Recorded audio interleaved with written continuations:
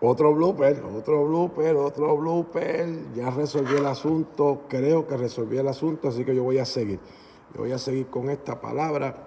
Y uno de los modelos más poderosos que por lo menos yo les puedo compartir sobre lo que es la oración de solitud es en el testimonio de nuestro Señor y Salvador Jesucristo. ¿Por qué para mí es tan importante el establecer como fundamento el testimonio de nuestro Señor y Salvador Jesucristo para nosotros entender lo que es la oración de solitud?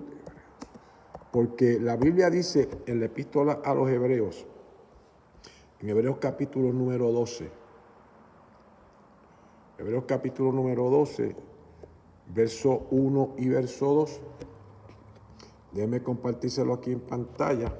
Dice Hebreos capítulo 12, versos 1 y 2, por tanto, nosotros también teniendo en derredor tan grande nube de testigos, despojémonos de todo peso y del pecado que nos asedia, y corramos con paciencia la carrera que tenemos por delante, puesto los ojos en Jesús, el autor y consumador de la fe, el cual por el gozo puesto delante de él sufrió la cruz, menospreciando el oprobio, y se sentó a la diestra del trono de Dios. ¿Por qué este texto es importante?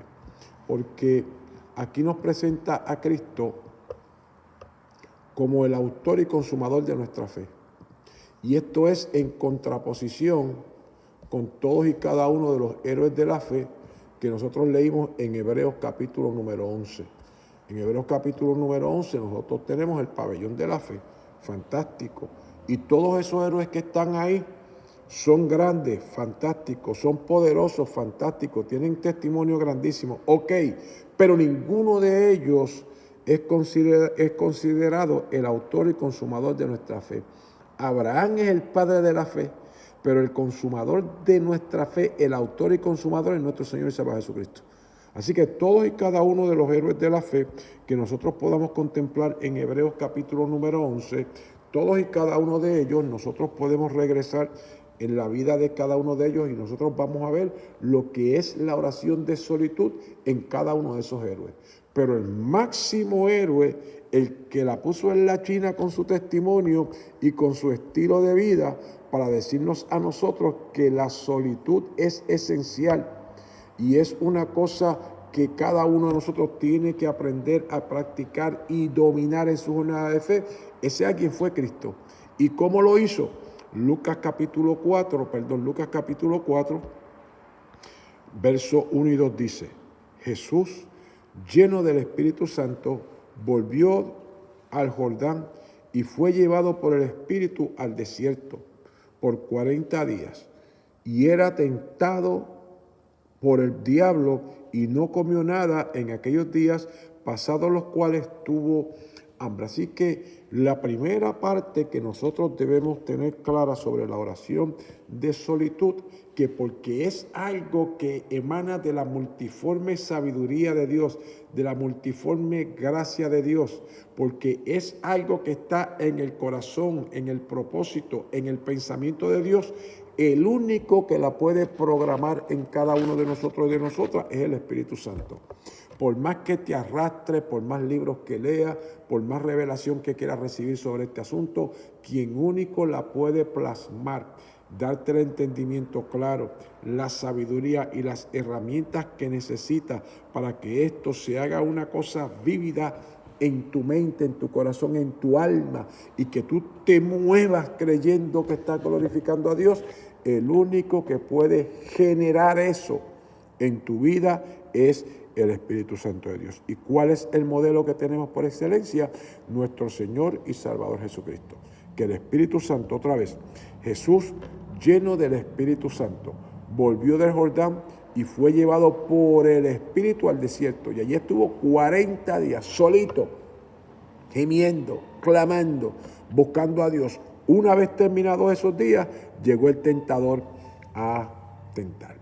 Mateo capítulo 6, verso 6 dice, mas tú, cuando ores, entra en tu aposento y cerrada la puerta, ora a tu Padre que está en secreto, y tu Padre que ve en lo secreto te recompensará en público. Esto es Cristo luego de que vence al Satán en los 40 días de ayuno y oración, proclama este mensaje en el Sermón del Monte. ¿Qué le dice a sus discípulos? Aprendan a orar en solitud. Aprendan a orar en silencio. Métanse a su aposento. Y eso quiere decir, métete en tu bóveda. Métete donde tú tienes las cosas más profundas, tus secretos. Métete en ese archivo, en ese closet que tú tienes privado. Y allí uno desnuda su corazón delante de Dios.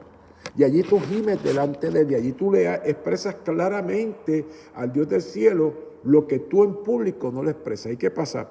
Que la solitud tiene que verse también como una experiencia íntima con el Dios del cielo. Y por ser una experiencia íntima, esa vida de solitud, cada uno de nosotros expresa su intimidad de forma diferente. Y eso es lo que Dios está buscando de ti y de mí.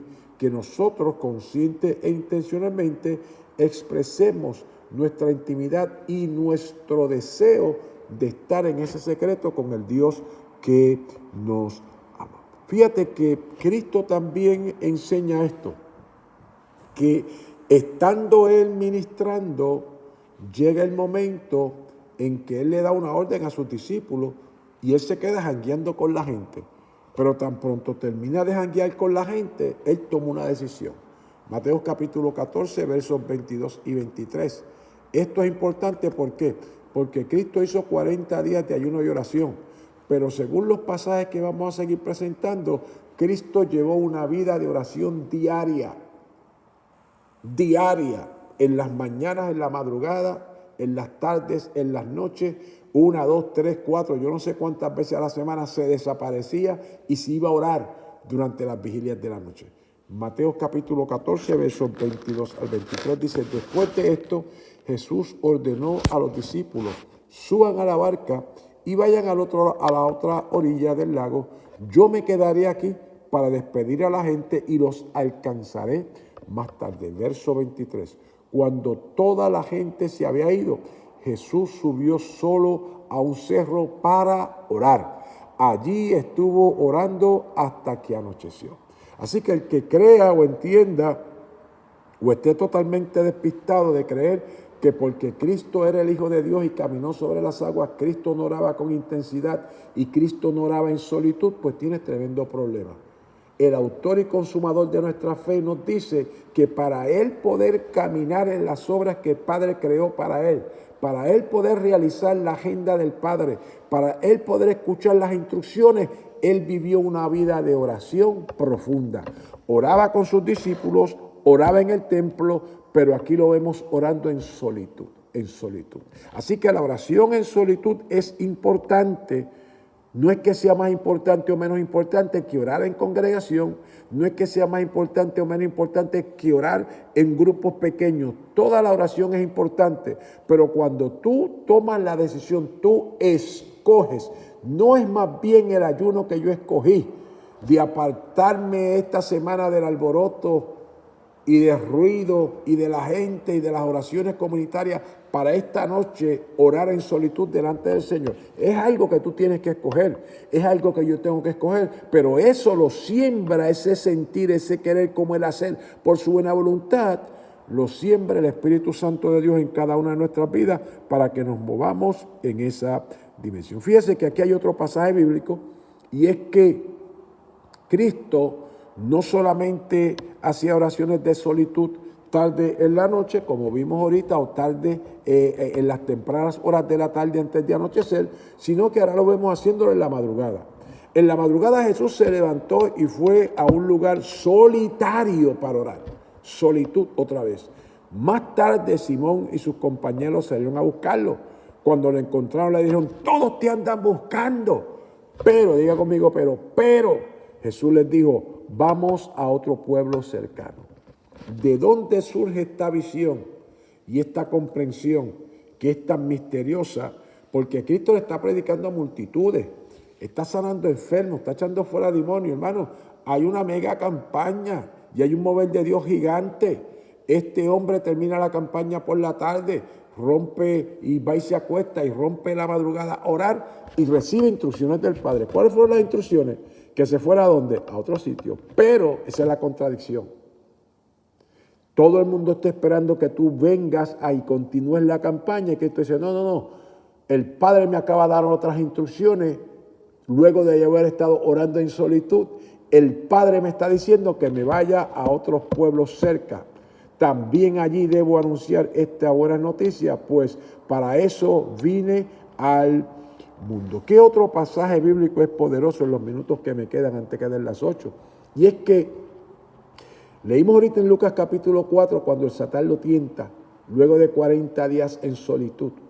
Ahora en Lucas capítulo 5, versos 15 y 16, escuche eso. Jesús se hacía cada vez más famoso. Diga conmigo, se hacía más famoso. La multitud lo está esperando, Mateo, y cada vez se hacía más famoso. Así que cuando llega la fama al ministerio, en vez de desarrollar estrategias, en vez de aumentar la publicidad, en vez de buscar un lugar más amplio, ¿qué hizo Cristo? Mucha gente se reunía para escuchar su mensaje y otros venían para que Él los sanara. Diga ahora conmigo, pero, aquí viene la contradicción. Jesús siempre buscaba un lugar para estar solo y orar. ¿Qué cancela en nosotros la pedancia, la arrogancia, el fariseísmo, el egocentrismo, el narcisismo, el asumir que porque el ministerio está mucha gente y se está moviendo, estamos en el track correcto? ¿Qué trae claridad a ese ministro? El orar en solitud. El darse el permiso de entrar en ese espacio liminal, solo él y Dios, nadie más, para escuchar las instrucciones de Dios. ¿Qué tengo que hacer en esta etapa? Que no hay gente. ¿Qué tú quieres que yo haga? ¿Sigo predicando? Y el Señor te dice, sigue predicando. Señor, mira esta etapa donde sigue llegando la gente y la gente está impactada con el mensaje, la gente le gusta el mensaje. ¿Qué hago, Señor? Mira, es tiempo que te me levantes y te vayas a otro sitio. Eso fue lo que el Señor hizo con Cristo.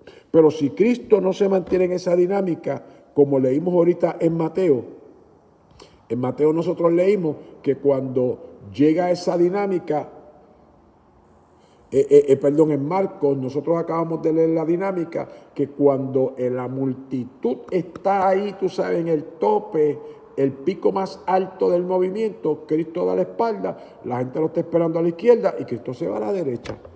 Aquí lo vemos que la fama es tan grande y hay tanta gente que está siguiéndolo y hay tanta gente que está sorprendida con su mensaje y hay tanta gente que está diciendo, wow, qué cosas poderosas está haciendo Dios en la vida de este hombre.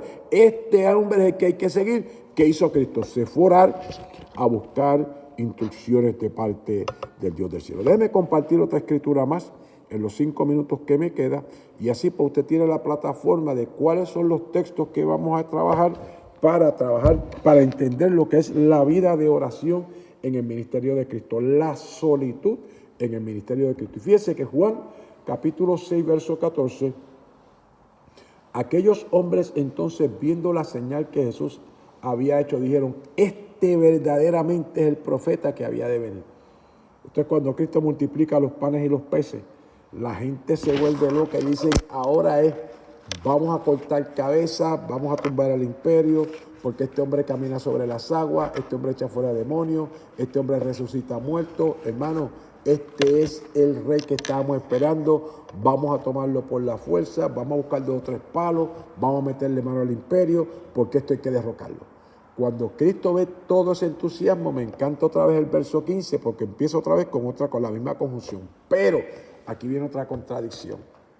Para que esto se convierta en una contradicción, alguien tiene que estar orando para ver con los ojos de Dios, para sentir con el corazón de Dios y darse permiso para que su voluntad se pueda sujetar a la voluntad de Dios y caminar en el propósito que Dios propone.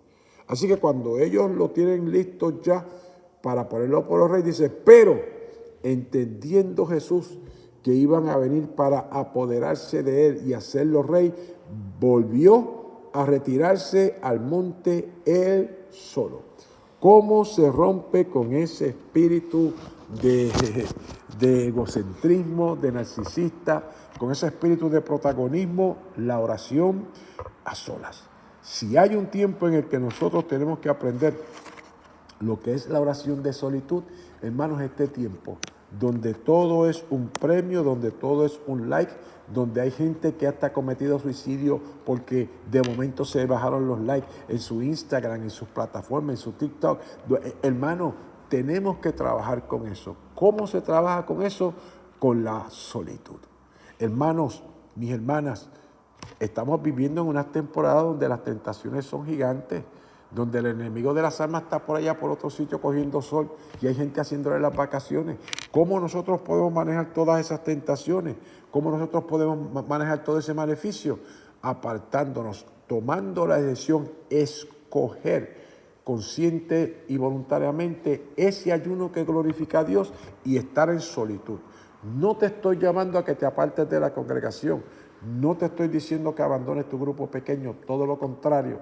Te estoy diciendo, mantente en tu grupo pequeño, mantente en tu congregación, mantente orando en familia, pero, diga conmigo, pero, ese tiempo de solitud, de silencio, tú y Dios es único.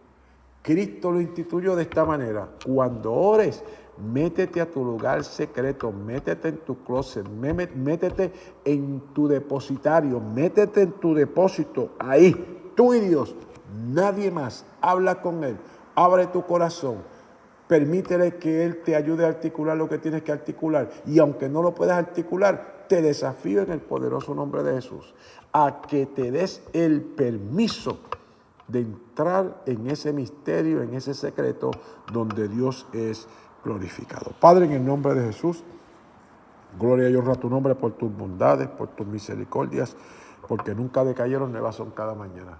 Padre, lo hicimos con varias dificultades, pero lo hicimos y vamos a ir superando cada dificultad para la gloria y la honra de tu nombre. Digo creyendo que tu palabra no ha tornado a ti vacía, sino que ha hecho para lo que ha salido de tu boca. Vivifícanos según tu palabra, santifícanos según tu palabra. En Cristo Jesús, Señor nuestro. Amén y amén. Bien, mis hermanos, mis hermanas, no hay tiempo para más. Dios les bendiga, Dios les guarde. Adelante en el Señor. Si esta palabra ha sido de bendición a tu vida, regresa a ella. Escribe algún comentario, escribe alguna pregunta y estaremos aquí para trabajar con eso. Y si no, pues buscamos la información o te pasamos hacia alguien que tenga la información o te pasamos algún material que alguien haya escrito para que tú puedas ser edificado y edificada en el Señor. Dios te bendiga, Dios te guarde y adelante en el Señor.